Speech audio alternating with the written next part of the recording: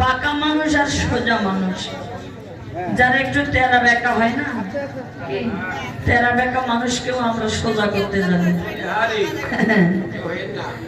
যারা তেরা বেঁকা তাদেরকে আমরা সোজা করে নিই। তো সোজা হবেন কোথায় গেলে জানেন? রাস্তায় যখন দেখবেন বাড়ির আনাচে কোনাচে বা রাস্তায় গভীর রাত্রিতে দেখবেন একে বেঁকে পথ চলে কে? সর্প। হ্যাঁ, কিন্তু উনি পথ চলে একে বেঁকে, কিন্তু যখন গন্তব্যস্থানে যান তখন কিন্তু একেবারে সোজা।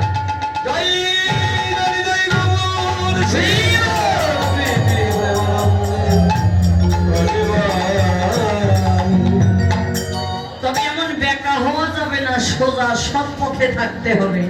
হ্যাঁ, তিনটা গুণ যেন থাকতে পারে। তিনটা গুণের মধ্যে গুণ তিনটা কারা ছিল? ওই বাঁকা মানুষের। ওই বাঁকা মানুষের মধ্যে তিনটি গুণ ছিল, শতরজতম। হ্যাঁ, একমাত্র ওই নদিয়ার চাঁদ গৌরহরি, তিনি বেঁকা ছিলেন, আজকে সোজা হয়ে গেলেন। কেন? সোজা মানুষটিকে নবদ্বীপে আমাদের রাধারানী গদাধরের সঙ্গ করে তিনি আজ নিজেই সোজা হয়েছেন। হরি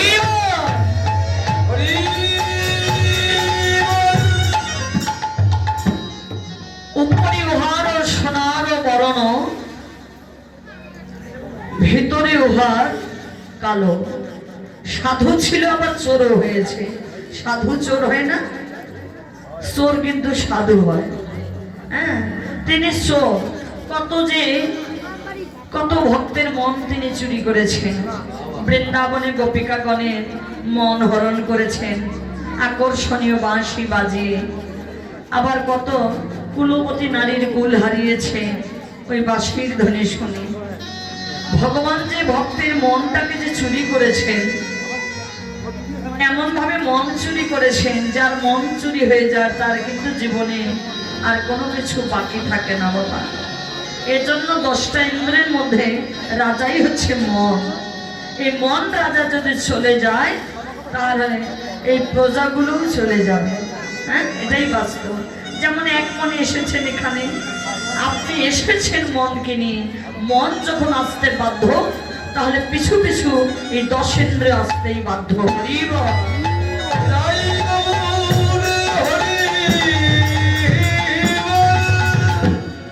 মন আসলে তার পিছনে সবাই ছুটে আসবে। হ্যাঁ, 10টা ইন্দ্রও যেন চলে আসবে, আর কিছু থাকবে না বাকি। তো আজকে নবদ্বীপে আমার নদী না করে বলছে যে আমি ওইরূপ জলের মাঝে দর্শন করলাম। বৈষ্ণব পদকর্তা ভাবে গত হয়ে নাগরীর ভাবাবেশ